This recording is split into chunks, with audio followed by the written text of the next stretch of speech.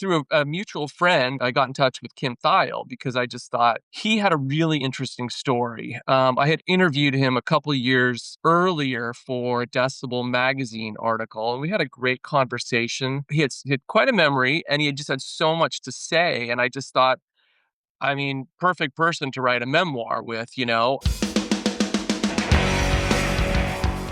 Welcome to The Creative Asylum, a weekly podcast that digs deep into the minds of visionary creators of all stripes. Musicians, actors, filmmakers, writers, artists, cartoonists, and cultural disruptors. Here, we'll discuss perspectives of living life on your own terms. Life lessons that keep us grounded and sane, and sometimes pull us back from the edge. So, take a deep breath, loosen your grip on the bland and the boring. This is your weekly prescription for authentic living, creative clarity, and hopefully, a little bit of cultural rebellion. Side effects may include spontaneous joy, existential epiphanies, and an uncontrollable urge to do weird and beautiful things.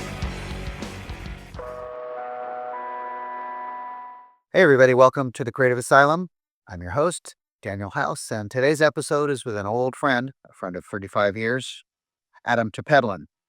He may not be a name you're familiar with, but he's co-written a couple of autobiographies. First with Steve Turner of Green River and Mudhoney called Mud Ride, and then another one with Gary Holt, who is a guitar player in the bands Exodus and also in Slayer. That book is called A Fabulous Disaster from Garage to Madison Square Garden the Hard Way. But I'm really excited about his upcoming book, which is slated currently for this June of 2026, called A Screaming Life. And it is an autobiography that he wrote with Kim Thayil, co-founder and guitar player of Soundgarden. I can't wait to read it. I know it's going to be amazing. I know Kim personally, and he is an incredible storyteller, a fascinating person with an incredible mind, and he has a mind like a steel trap. Everything that has happened in his life seems to be in there, and he remembers incredible detail. So that's going to be an incredible book. This conversation is just a really fun one. Like I said, I've known Adem for a very, very long time. In many ways, it's just like catching up and talking with him about his process and about these books, and in particular, this upcoming book. So here we go. Adem Tepedelen. Hello, Adem. How are you? Thanks for being here. I'm good, man. Thanks for having me on, Daniel. Good to see you. Yeah, this is great. It's good to see you too. It's been a while. We've talked, but we have not actually seen how the two of us have aged. Exactly. over Yeah. the last while. We've known each other for a long time. I'm trying to. When did you move to Seattle? In 1990. So we've known each other 35 years, coming on 36. So yeah. Right. Because I met you right when you got there, I think, Yes, right? in fact, you did. Yeah. You were a huge help to me when I first moved there. Awesome.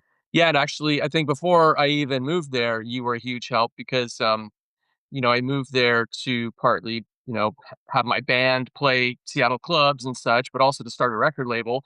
And there you go, Stymie. Wearing the Stymie shirt. Awesome. Yeah. Thank you. Where was your band Stymie at that point? No, that was Fire Clown. Okay, right. Pretty short-lived in Seattle, but I connected with David Goff and he connected me with you. Okay. And then Got it. you did all kinds of wonderful things for helping us start our label, and you even got me some work at Sub Pop, which was another great intro to Seattle. So yeah. Well, we should all be helping each other through whatever, we're doing and however we can, as far as I'm concerned. Yeah. Especially with creative endeavors, Absolutely. I think community is so critical. So Fire Clown was short-lived, and the band you're better known for is Stymie. Yeah.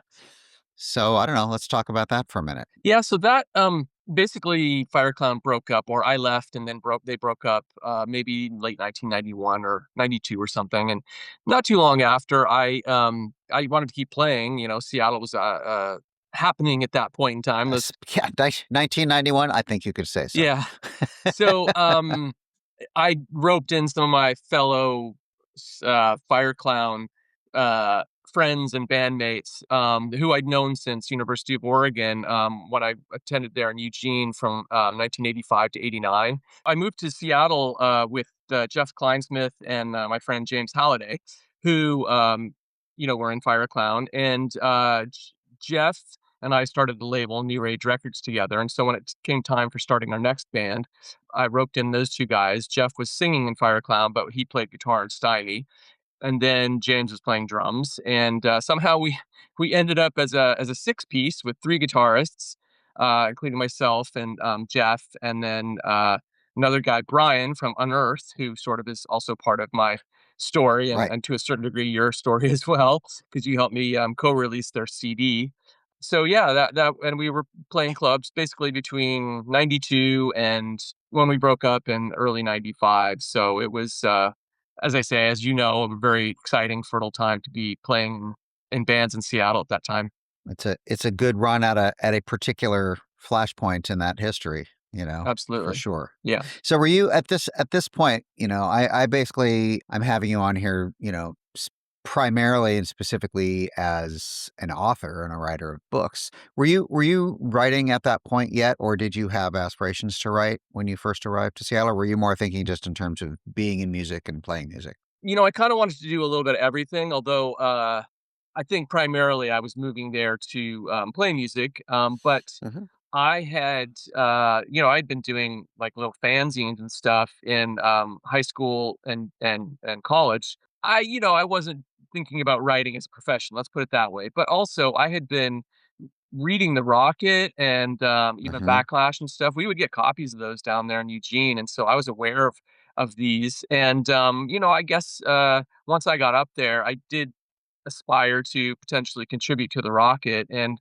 it wasn't too long before I was working there, basically just doing whatever they needed, which I believe I think I started writing the odd review, and maybe then it just kind of went from there. I started doing like proofreading and just little, whatever they'd have me do.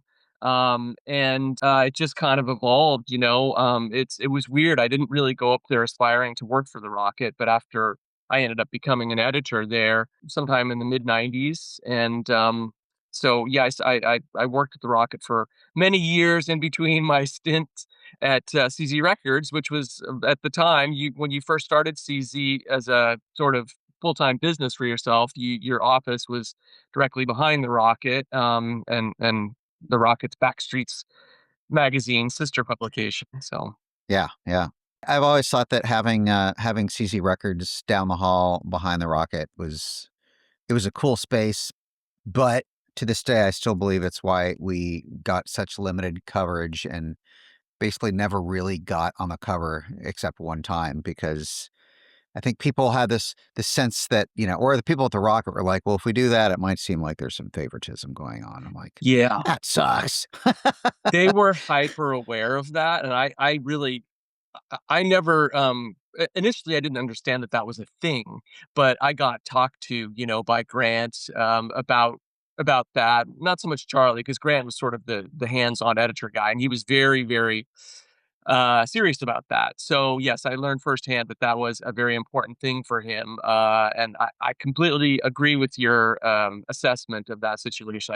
While I never heard that directly from anybody, I could see how It's that would. it's it seemed evident. I mean, the only cover we ever got was 7 Year Bitch, and that was right before they went off to be on the majors to Atlantic. But, the other bands that were on CZ that got on the cover of the Rocket only happened after they were off of CZ. Mhm. So, like, we tried to get the Gits on there, couldn't get the Gits on there. Tried to get Built to Spill on there, couldn't get Built to Spill on there. But later, whatever. They were good times and it was a cool spot. And I really loved actually being that connected with everybody at the Rocket because there were so many good people there. Yeah. And I have very fond memories, and I've still kept in touch with the people who were working at CZ at the time, like Julie and Hmm. Joe and Barbara. It was a cool, fun crew, and Patrick, who I Hmm. to this day I'm very close with and played in Blowhole with, and he was in Steiny. So I forged a lot of really close friendships there. It Yeah. was really cool. I think it was a good time just in general. Absolutely. I've been away from Seattle now longer than I actually lived there. And I lived there for 22 years. But, I think sometimes just about how everything that exists as part of my life is kind of entirely because of music and really because of music then and there, you know? Yeah. I mean, the fact that, we're talking, right, is part of that. Yeah. And then you left Seattle when? Because I know you've been up in, what, Victoria now for Yeah. Um, seems like forever. well, yeah, I mean, it's been a long time. I actually, same deal with me. I've actually lived away from Seattle longer than I lived in Seattle. I moved up Mhm. here in 2002. Okay. And I got married the following year to a Canadian woman. And then in 2012, I became a citizen. So I'm a dual Oh, wow. citizen. And yeah, so now it's been, 20, coming up on 23, 24 years that I've Right. lived here. And I was only in Seattle for about 12 years. So, Okay. but they were crucial 12 years, especially the first 5 or 6, really. I'll just say this is a great time to not be living in the United States. Yes. You must have an interesting perspective because you're from the US and now you're watching just democracy crumble and all the fighting to kind of keep it from crumbling. It's a weird time. Yeah, yeah. I'm thankful of my Canadian citizenship more and Mm, more every single day. So yeah, yeah. I hope we make it through this debacle. I'm not entirely convinced we're going to, but I guess we're going to find out. yes, we will. So, how long have you been writing professionally, meaning making money doing that? I guess pretty much if I think about the professional aspect of it, probably the Rocket was the beginning of it. So I Uh-huh. guess 1990 or 91. Okay. Not sure when my first review was. I had been writing, as I say, fanzines, but I didn't make any money off those. Um, and really, when you're just writing fanzines, you're not really developing professionally very much. I'll put it that way. Yeah. It's fun for you and your pals to read, but I go back and read those things, and I'm just like, holy cow, that's not I really. don't know. I still miss fanzines. Yeah, I have this reoccurring conversation with people about like there was the world before the World Wide Web and the world since, and there's many aspects of the world before that, frankly, I have a deep fondness for, and one of them was fanzines. hmm, Like people say, well, you've got blogs. I'm like, yeah, it's not the same. It's not the no, same. The physicality of media was different, and the regionality, especially of like fanzines and record labels, uh, that eventually was done away with. I actually think that the Seattle scene, as we know it, is probably the last true organic music scene that we'll ever know, 100%. because the World Wide Web now, equalizes everything. And the minute you put something up, anybody else anywhere in the world can be immediately influenced. I also think that's part of why Seattle continues to be such a big deal, because there has never been, and I don't think there ever will be, an organic, localized scene that, can be identified by whatever the aesthetic is. I think that was Great. it, you know? Yeah, I completely agree. So now you're mostly writing books. Yeah.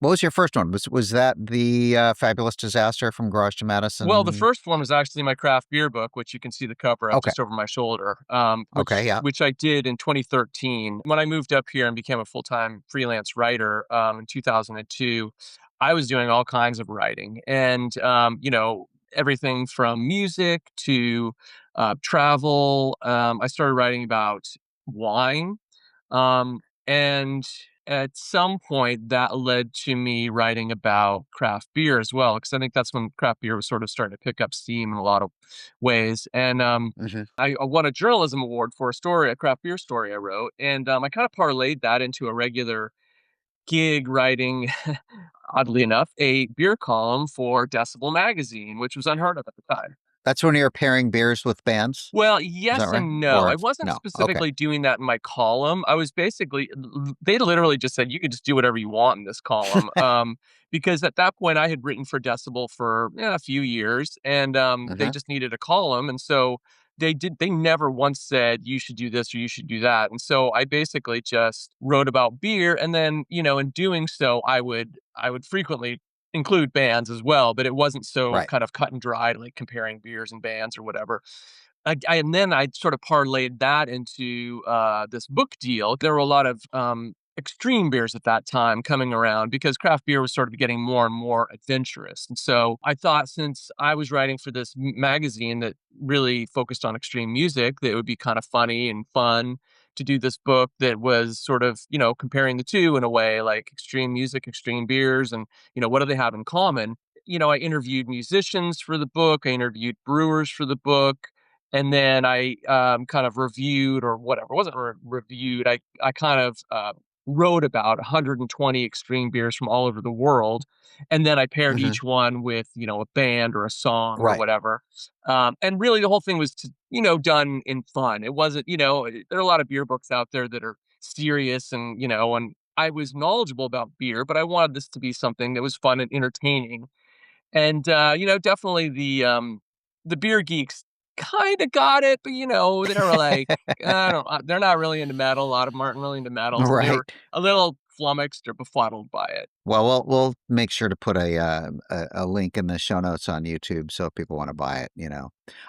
So what makes an extreme beer extreme? I know what makes extreme music extreme, but what about beer? Yeah, the way I put it in the book is it's boundary pushing, and so if you have, like, let's say, rock and roll as your basis, as sort of, the kind of music that heavy metal originated out of, then metal kind of just pushed things further, whatever 211 and Sure. stuff. And so it's kind of the same thing with extreme beers. You basically have the four main ingredients of a beer, and then it's like, okay, what can we do with this to make it crazier, wilder, bigger, whatever it may be. So it Hmm. was during that time brewers were aging beers in whiskey barrels and making Right. beers that were like nearly as strong as wine, and just doing all kinds of crazy things in a way, and yet still trying to keep the beers palatable. Let's put it that way. You Sure. can make an insane beer, but if it tastes terrible or whatever,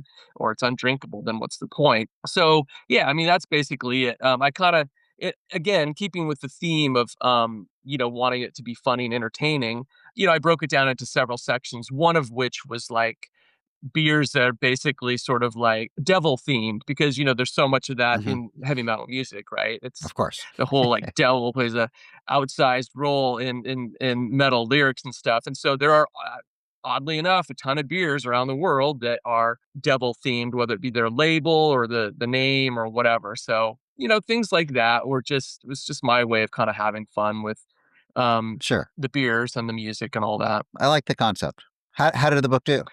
It did okay. Yeah. It didn't really lead me to a lot of other work. Let's put it that way. Although I will say this. So Decibel Magazine actually now has a long running metal and beer festival, which Oh, really? I helped launch. I mean, it's now been going since I don't know how many years now, maybe more than 10 years. They do it two times a year, once in Philadelphia and once in Denver.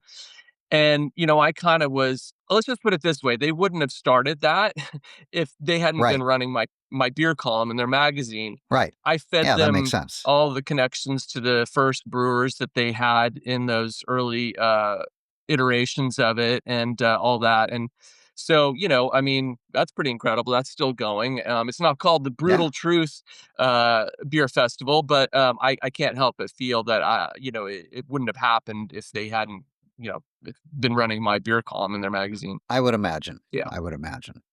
So let's talk about your music memoirs, biographies, whatever you want to call them. Yeah. There are three, Th- or There's there's three that I'm aware of. soon to be three. Yeah. Let's take them in order. Yeah. Let's take them in order. Well, I will start the story this way because the story doesn't exactly unfold in the order that I've written the books and they'll be published. Okay. In 2019, I had gotten laid off from sort of a I don't know if laid off is the right word because I was a freelancer, but I kind of had a regular freelance gig with this local business and they could no longer afford my services in 2019. And so I was kind of searching for what's the next thing I'm going to do? The market had changed for freelance writing. Right. It was kind of hard to write for magazines anymore and make any money. If you have a child to raise and if you have a mortgage to pay, which I had both at that time. Uh-huh. And so I was looking for different opportunities. I'd always wanted to write more books. And I wasn't necessarily interested in writing more beer books. And so music seemed the natural thing to do. I just kind of, decided that, hey, I'd like to write a memoir with somebody. And and looking at possible candidates, I'll also say this. I always wanted to write about Seattle's music scene because I was there for, some crucial years of it. I wasn't there for its nascence, but I was there for some crucial years, and I experienced a lot. So I thought that would be a good era to write about because it was something I was very passionate about anyway, even going back to before I ever lived in Seattle. Right, So right. through a mutual friend, I got in touch with Kim Thayil because I just thought he had a really interesting story. I had interviewed him a couple of years earlier for a Decibel magazine article, and we had a great conversation. He had quite a memory, and he had just had so much to say. And I just thought, I mean, perfect person to write a memoir with. Kim's kind of amazing. Like his recall and his memory, especially around like very specific details, it's all there. Yes. And he's just such an incredibly fun person to talk to. Like it is my desire at some point, hopefully, that, I can have him on this podcast. Matt has said he will do one too. So that's kind of cool. Anyway, so let's continue with Kim. Yeah. Yeah, so I've been a fan since the Deep Six record, basically. So that's how I heard, Skin Yard and all those bands, and I was just immediately into it. But I also felt like after talking to him, one, he had lots, great insight, and then he was also just a very interesting character in a sense, or if that's the right word. In that you don't see too many Indian Americans playing in the punk scene, for one, and even like the Right. rock scene, at large, really. So that to me was also very interesting. I wanted to know what was his backstory, and the fact that Soundgarden, when it started, was two Asian guys and Chris Cornell. And so, to me, that On drums. sorry, Chris Cornell on yeah, drums. exactly. I mean, I was at their very first show and he was on drums singing and they were a three-piece and Yeah, I like that idea of, finding out what that experience was like, and I found it very interesting that he and Hero found each other, in the place where they both grew up in this, very interesting, as it turns out, suburb of Chicago called Park Forest, which was this, planned neighborhood that was developed in the 40s and 50s specifically to be integrated in a time in America where, that was very contentious, and Black people in America still, didn't have all the rights they have today. Let's put it that right, way. So Kim grew up in this setting, living next door to Black people and having, Asian people and Jewish people, all, people he went to school with. It was very, very interesting experience. Anyway, I thought his story was compelling. And so we were introduced by a mutual friend, and we had beers at the Virginia Inn in November 2019. Did you not know Kim at this point? No, I'd Had you never not met actually him? met Oh, him. okay. It's interesting. Even though I had been in the part of the Seattle music scene and kind of worked for the Rocket, I was never the senior enough guy that I was interviewing all the bigger bands at that point. So I was a fan, but I didn't get the opportunity to meet a lot of these guys.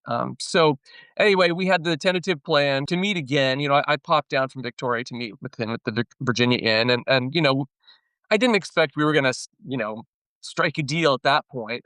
It was mostly just me making my pitch to him. He basically said, "How about in the new year?" Because he had a lot going on at that point in time. Uh-huh. You come back down and we meet in person again. And so we had it set for March 2020. And then the pandemic unfolded, and the border closed. And so I was no longer able to come down to Seattle at all. So we kept in touch, and basically just, texting and that sort of thing, email or whatever. And I repeatedly would touch base with them and say, "Hey, you still interested? Just want to, just checking in." Yep, And yep. he repeatedly would say, "Yeah, yeah, we'll meet in person when this is all over."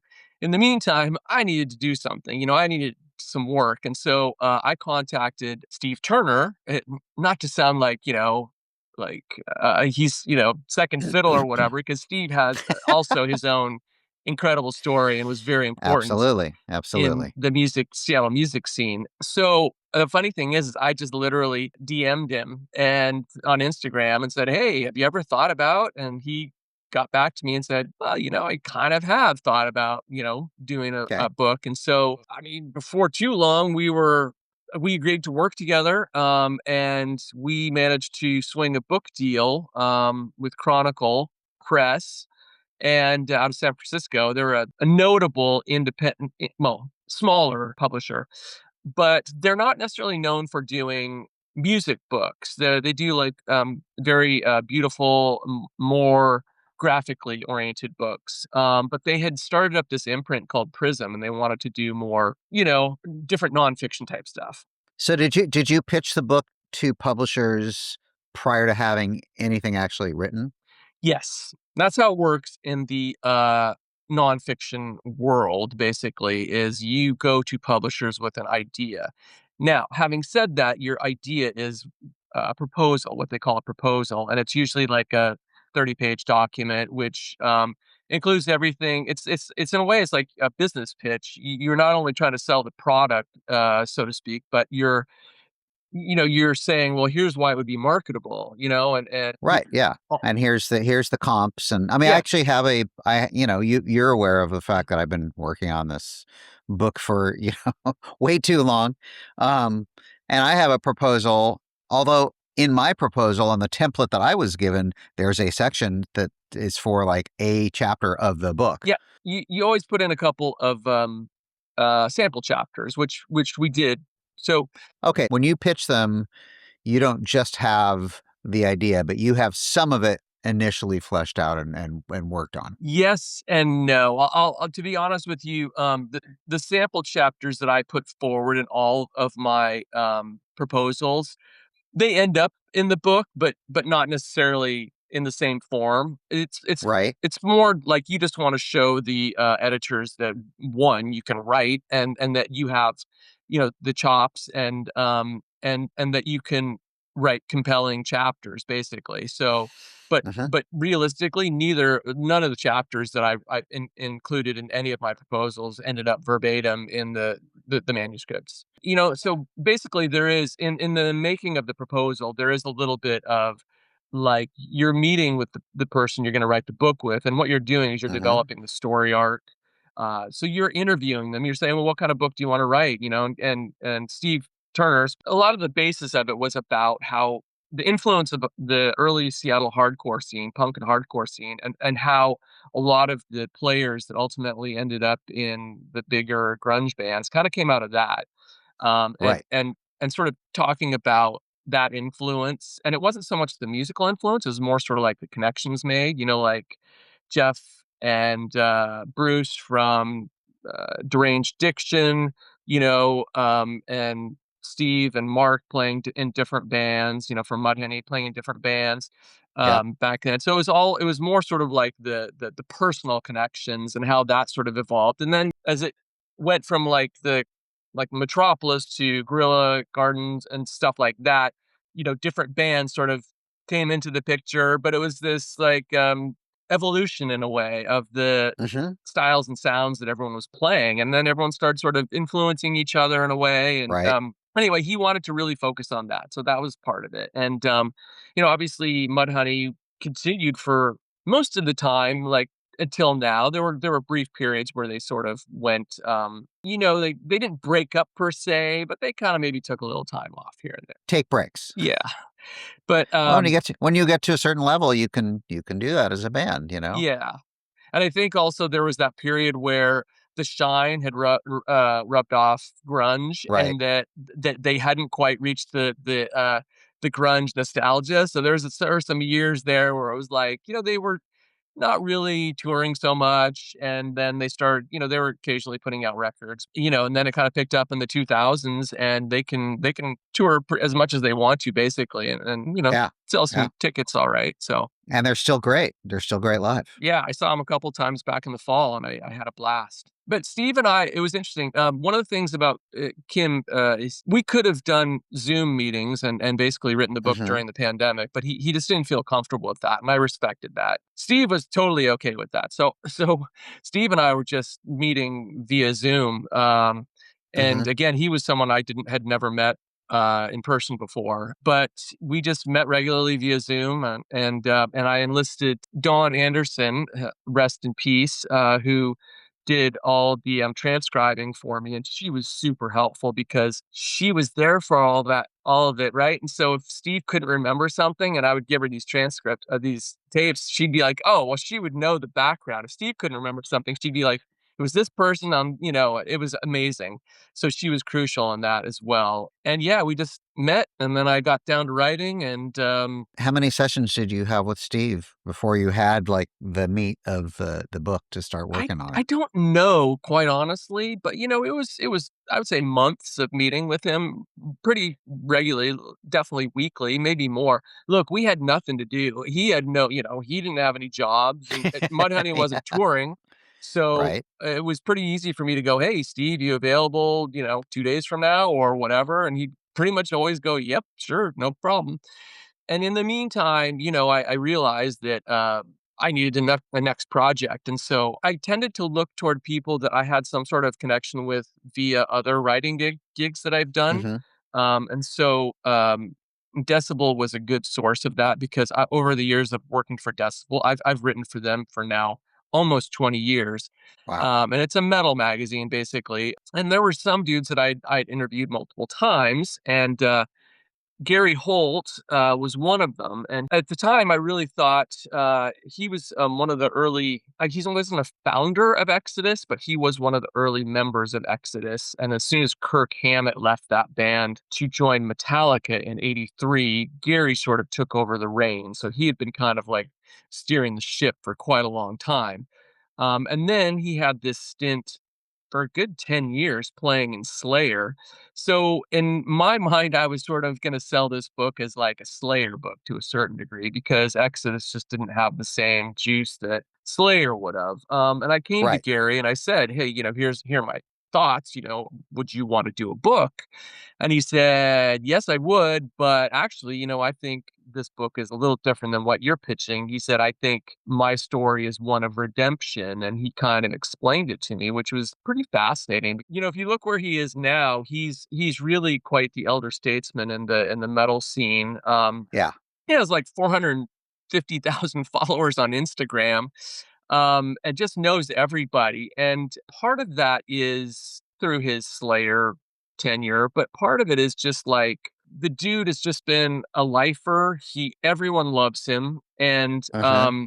he I mean, he was like out of music altogether by '92, doing just shitty menial jobs, and by his own accounting in the book, got very strung out on methamphetamines. So his life kind of was not going well for quite a long Uh-huh. period of time, the better part of the '90s. And he kicked meth, uh, got Exodus going again, and then before he knew it, got tabbed to play in Slayer, and then ended up playing the biggest gigs of his life. It was just like very unexpected and very pull yourself up by your bootstraps and just do it. And that's just the kind of person he is. So again, a fascinating story as far as I was concerned. Thus the title From Garage to Madison Square Garden the Hard Way. Yeah, absolutely. Which Yeah.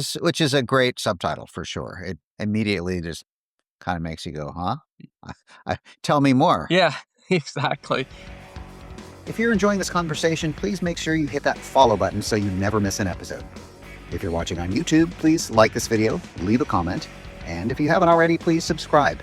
It's the quickest way to grow our channel, and it's absolutely free. You can also subscribe to our other channels on social media. Check out our Instagram at Creative Asylum CA, that's the letter CA, or on TikTok at The Creative Asylum, that's all one word. Our website is thecapod.com, and our Facebook profile is the same, facebook.com/thecapod. All right, back to the episode. So in all three of these cases, you just approach an artist with this idea, do you have a story to tell, or are you interested in this? And then you just meet and talk and transcribe, and then you have the raw material from which to write. Pretty much. Yeah. And again, a hugely important part of it is working with the musician to craft the Hmm. story arc. Because if you just go, let's just tell the story of your life from, point A to where you are today, it's not going to be that interesting unless you really well, it might be interesting, but you want to create like an arc, and in Gary's case, it was like so much potential, also paired with the fact that like he saw a lot of his peers get a lot of success, whether it be Metallica, huge success, to Sure. even, bands like Anthrax and Megadeth. These were people that he came up with. They were playing the same kind of music that he virtually helped invent, and they had all this success. And so, it's like he missed that boat. His band missed that boat, and yet he still ended up, in I'm laughing because I'm like, I can relate to this. right. Yeah, I mean, Yeah, I was in Skinyard. We broke up in 1991. right. W- Way to go. I mean, it's you just you don't really know how these things are gonna work out or happen or whatever. Hindsight's always Yeah. 2020. Well, So and obviously in the case of Gary Holt, I mean, had he continued doing meth, he may not even have a story to tell because he could be gone, right?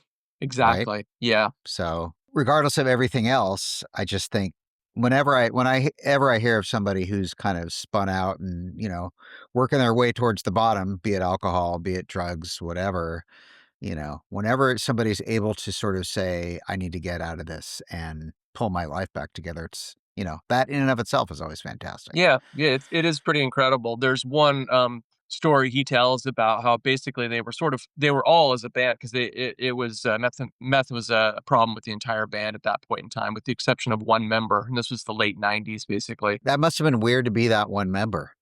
Yeah, yes. And actually, it was weird for Gary when he got sober too, because the rest of his band did not, and so he was, Oh, wow. yeah, which was even, Okay. I mean, some of the things he talks about at that point in time, he was like, having to take two buses with his guitar strapped to his back to get to band practice and stuff, and he'd show up, and it was in this place that not only were a lot of his bandmates still using, but the whole place was like where, was using in a way the rehearsal area. So he was kind of surrounded by it. It makes me think of over the years, I've met various bartenders who are like AA. And I'm just like, yeah, I mean, that's a choice, right? I'm clean and sober. I go to regular meetings and I work in a bar. Yeah. And that's part of their process in a weird way. Like, Yeah. yeah, I'm seeing it every day and that helps keep me where I need to be. I could totally see that. Yes, I could absolutely see that. So the Kim Thayil book is called A Screaming Life, which is kind of the perfect title. It's slated to come out when? Actually, they've just adjusted that. It's going to be the beginning of June. It was going to be, I think, kind of mid-May, and they've just adjusted that because they want to get their marketing plan and in position and all that sort of thing. Kim's book has taken me the longest of all the books that I've written for a number of different reasons. Kim had a lot of information to convey to me. We had our arc that we were crafting, but you know, Kim has a lot of stories to tell, and they're all very interesting. And so there's a lot of material that we just it doesn't end up in the book because it didn't really fit with the arc. And also, we couldn't have like a 600-page book. The publisher did not want that. I turned in a manuscript that was actually probably 25,000 words more than they wanted. Wow. So there's been some paring So they didn't want the Lord of the Rings of grunge? right. No, they did not. I mean, knowing Kim personally, he is just so engaging as a conversationalist and as a storyteller and with his perspectives. I would imagine those 25,000 extra words are probably still just like super fun. Yeah, absolutely. And I think we've discussed the idea of working together on another book, which wouldn't necessarily be a memoir, but it would be something else that would be, about his Soundgarden years, probably more focused than his life as Uh-huh. a whole, because, Right. he did some pretty interesting things pre and post Soundgarden. He had some interesting, cool little bands that he played in Park Forest that preceded his move to Seattle. And then, and one of which, actually, he has like a very early demo of his first band and stuff that was recorded like on a reel to reel by somebody in their basement or whatever that he's keen to do something with at some point, which I find kind of fascinating. Did you get to hear I it? have not heard it yet, no. Okay.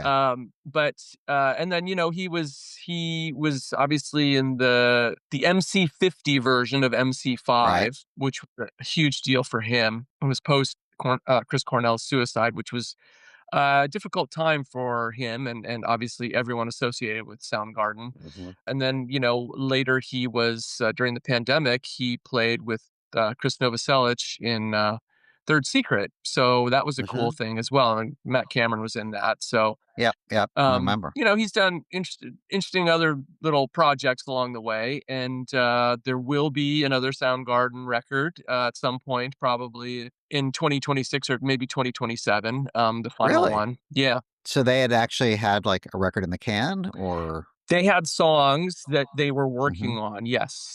They did not have a record in the can. They've been, in the process of rebuilding it in a way, if that's the best way to put it. Uh, Uh-huh.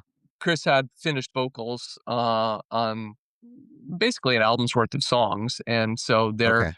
but they were demos, and so they needed to re-record the other instruments around that, sort of, Right. and So and it's a different sort of process in the studio than the traditional recording of an album. Still, yes. that's fascinating. Yeah. I think that last record they put out was incredibly powerful. Mhm. I didn't know what to expect, and for me personally, I thought the last record they did before they broke up the first time, it felt to me like a record that was released by a band that had kind of already run out of steam. Mhm.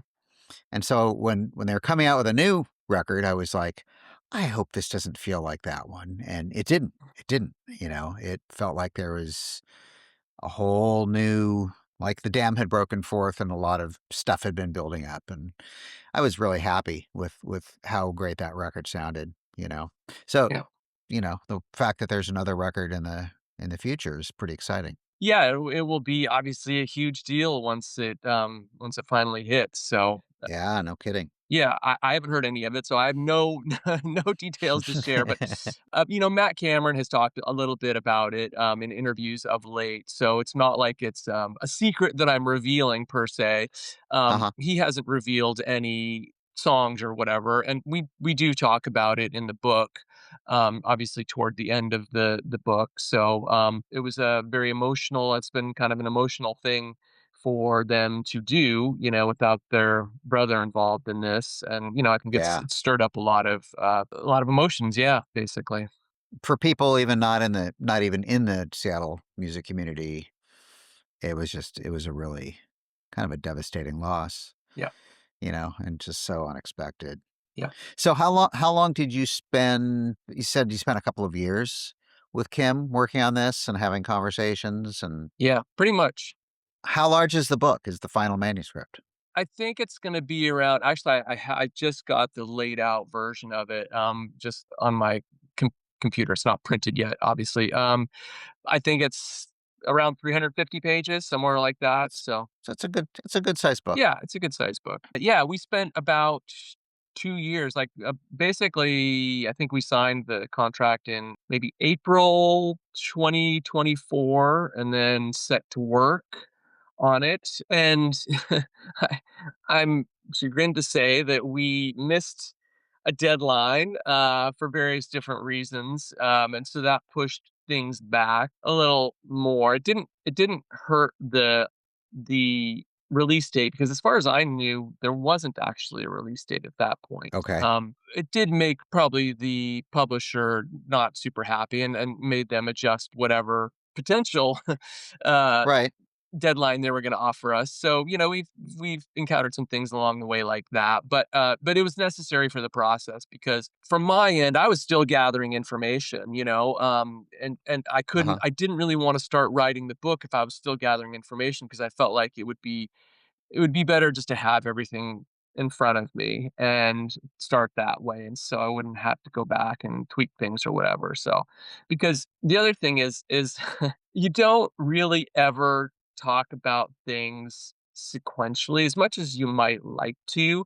It's not like Uh-huh. you're going to go from like this album to that album or this year to that year. You're just, you go where things lead you. Well, yeah, just like this. I mean, Yeah.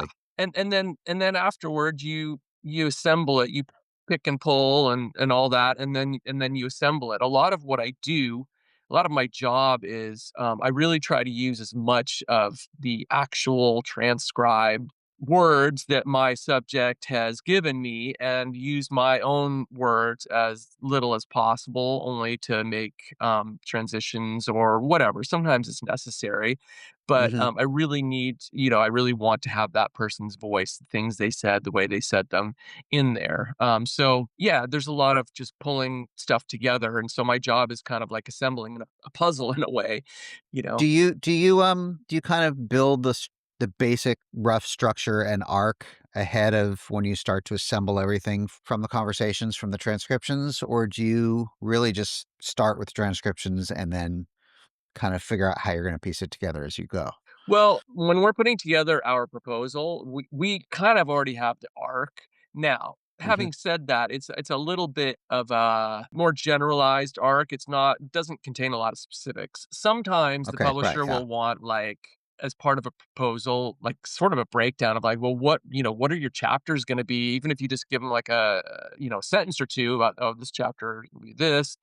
But definitely we did that once we signed our deal. With Kim's Hmm. book is going to come out, by the way, on a HarperCollins imprint called William Morrow. And once we signed the deal with them, the editor Morrow DePreta wanted kind of that, like a one paragraph about each potential chapter, and so that was the first Okay, thing I did for him.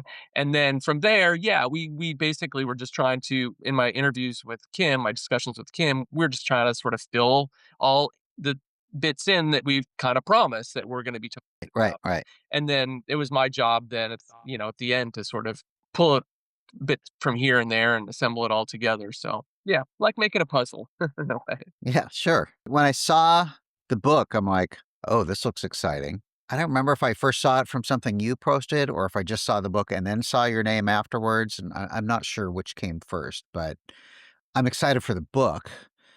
And also just really excited for you because I Thank feel you. like, I mean, the Mud Ride was also great. I have a copy of it in the other room. Uh, one day I'll have you sign it. Um, Absolutely. but these are two people that I've known since the '80s. Yeah.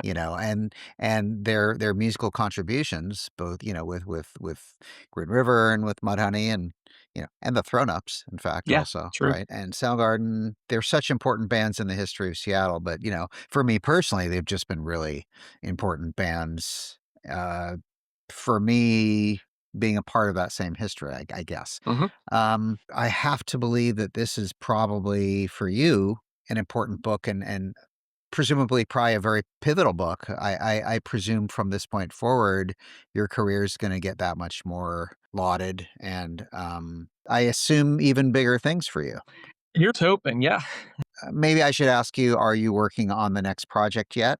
I'm working on getting the next project. So yeah, Okay. I don't have anything to reveal or talk about at this point. But I honestly, I'm constantly putting out feelers and trying to, figure out what the next thing is. I've approached a lot of people, and a lot of people said thanks, but no thanks. Very kindly.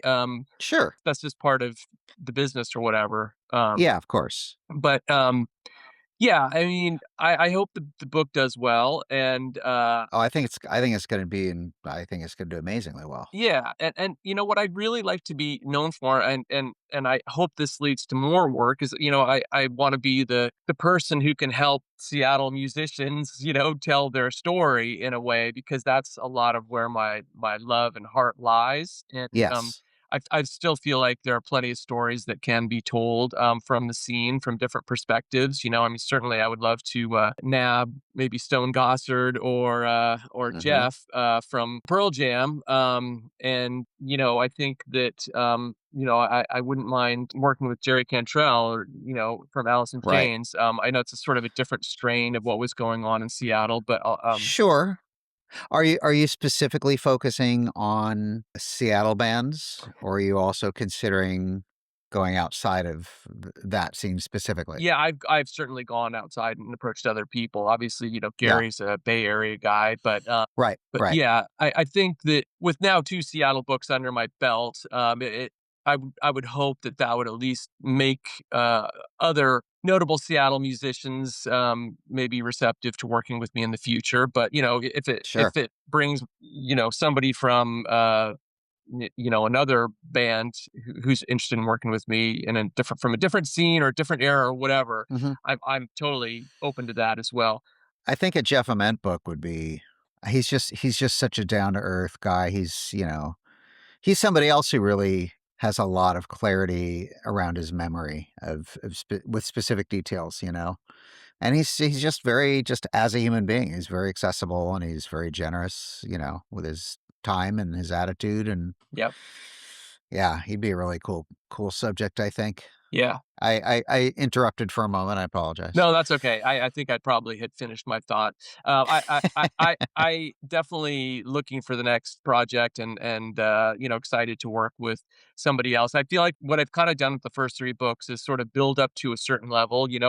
As a Right. writer, I guess one of the goals is to get a bestseller. Get on the New York Times bestseller list, and haven't Hmm. quite gotten there yet. But hopefully, with Kim's book, that would be something that I could add to my resume. I could see that happening.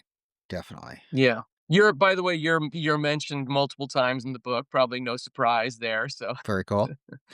Hopefully favorably. yeah. What could he possibly say badly about you?